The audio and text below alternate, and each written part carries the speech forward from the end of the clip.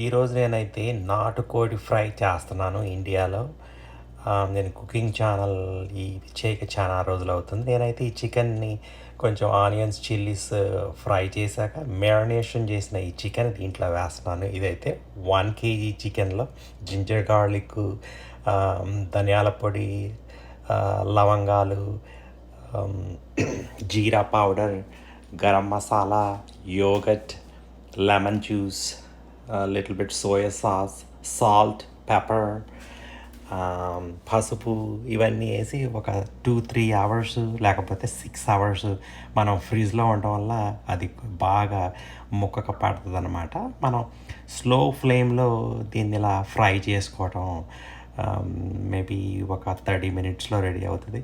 ఇది మనకు మందులో మంచింగ్కి చాలా బాగా టేస్టీగా ఉంటుంది.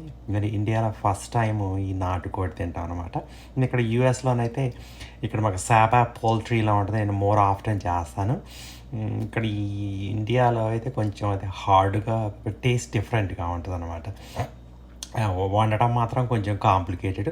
మనం అలాగా ఫ్రై అయ్యాక కొంచెం పై మసాలా వేసుకోవచ్చు.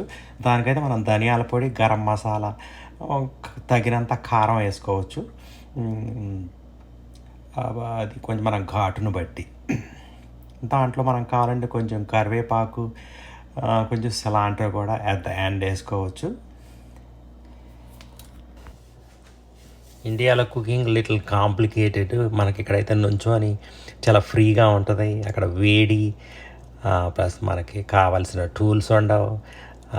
కింద కూర్చోవాలి. It's like uncomfortable.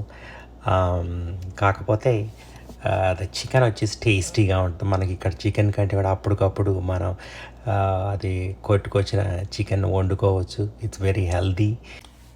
నా ఛానల్ ఏమైతే ఇంక్రెడిబుల్ కిచెన్ నుంచి తెలుగు రుచులు యూఎస్ఏకి మార్చాను. So please share, subscribe to my channel. Thank you. Bye.